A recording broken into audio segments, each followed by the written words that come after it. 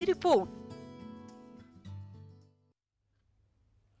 और चलिए सीधे एयरपोर्ट की तस्वीरें, रायपुर एयरपोर्ट की तस्वीरें दिखाते हैं। मुख्यमंत्री भूपेश बघेल लौट चुके हैं। रायपुर कुछ ही देर पहले आए, बस बाहर निकले हैं और बस पत्रकारों से रूबरू होने वाले पत्रकारों के सवाल सुन रहे हैं।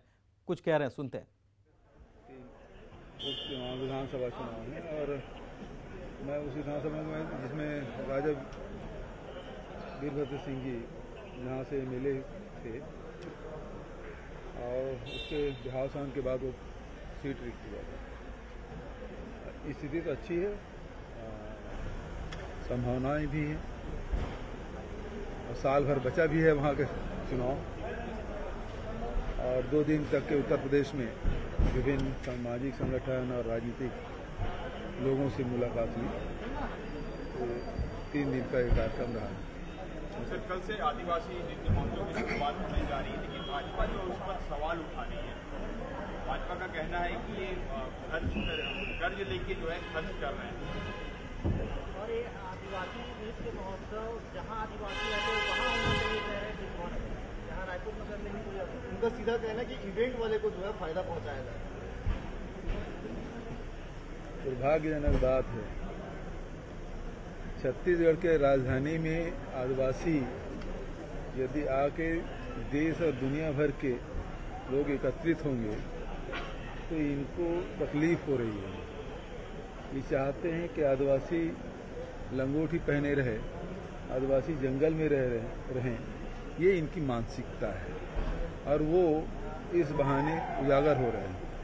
जहाँ तक कि आदिवासी नृत्य महोत्सव कराने में कोई अरबों रुपए खर्च नहीं हो रहे हैं जिससे कर्ज लेना पड़े। और इन लोगों की जैसे नहीं कि जो कार्यक्रम कराए हैं पुराने लेखा जोखा देखेंगे, बहुत सारी बातें खुलेगी। मैं उन सब बातों पे नहीं जाना चाहता, लेकिन दुर्भाग्य है कि आदिवासी के यदि हमारी छत्तीसगढ़ में पहचान है और उसको राष्ट्रीय और अंतर्राष्ट्रीय स्तर पर सराहा जा रहा है और भारतीय जनता पार्टी की तकलीफ हो रही है, तो उसकी मानसिकता है। सर, इस साल भी बम्पर धान खरीदी का लक्ष्य आपने रखा है, लेकिन बार बार बीजेपी तारीखों पर सियासत कर रही है। तारीख बताओ, इसको क्या मानते हैं? 1 दिसंबर से खरीदी हो रही है, उसमें कौन सी बात है? तारीख 1 तारीख से धान खरीदी की। हाँ, तो 1 दिसंबर से कह रहे हैं भाई। 1 नवंबर का होगा तो दीपावली है।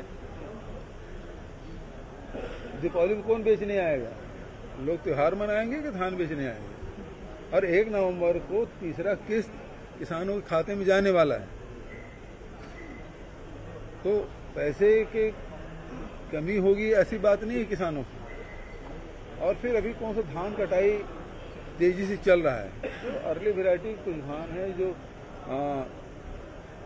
जिन किसानों के पास पानी की पहले व्यवस्था थी वो किसान कटाई कर रहे हैं, लेकिन व्यापक पैमाने पे वो कटाई नहीं हो रही है। सर, कांग्रेस के अगर 2 विधायकों पर दबंगई के आरोप लग रहे हैं। एक तो विनोद चंद्राकर का मामला कल आया है, उस पर मारपीट के आरोप लगा रहे हैं एक वहाँ के जो शराब कर्मचारी है, और दूसरा एक दलेश्वर साहू के यहाँ मामला आया है, उन पर भी दबंगई का आरोप लग रहा है। मैं जानकारी ले लेता हूँ। और सर, ये यूपी की जिम्मेदारी आपको मिली है, इस यूपी की जिम्मेदारी मिली, इसमें रमन सिंह भी जो है योगी आदित्यनाथ से मुलाकात की है।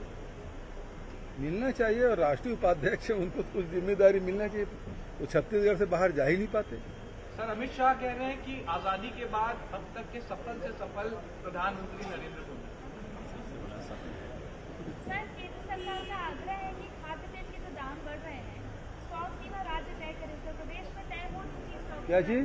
स्टॉक सीमा तय करने को कहा गया है, केंद्र की तरफ से आग्रह किया गया है खाद्य तेलों का। क्या छत्तीसगढ़ सरकार विचार कर रही है इस पर? देखिए, 2 सवाल है। अमित शाह जी ने जो बातें कही ये उनका आकलन हो सकता है, लेकिन जब इतिहास समीक्षा करेगी तो देखेंगे कि नरेंद्र मोदी जी ने नोटबंदी लागू किया, उसे देश में क्या प्रभाव पड़ा, अर्थव्यवस्था पे क्या प्रभाव पड़ा। जीएसटी जब लागू किया तब देश के अर्थव्यवस्था पे क्या प्रभाव पड़ा। और जब देश में वैक्सीन उत्पादन हो रहे थे और निर्यात कर रहे थे और यहाँ लगातार कोरोना में वृद्धि हो रही थी, उसको लोग समीक्षा करेंगे।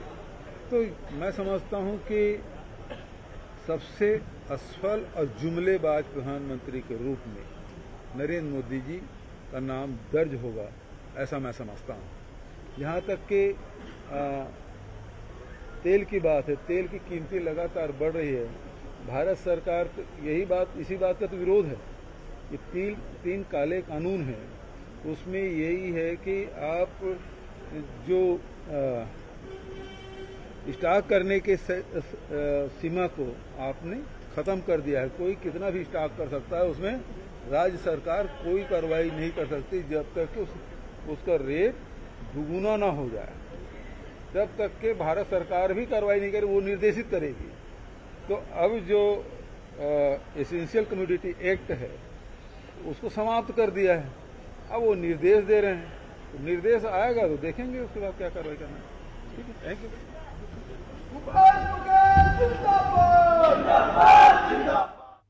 और वक्त एक छोटे से ब्रेक का, जल्द लौटेंगे कुछ और खबरों को लेकर।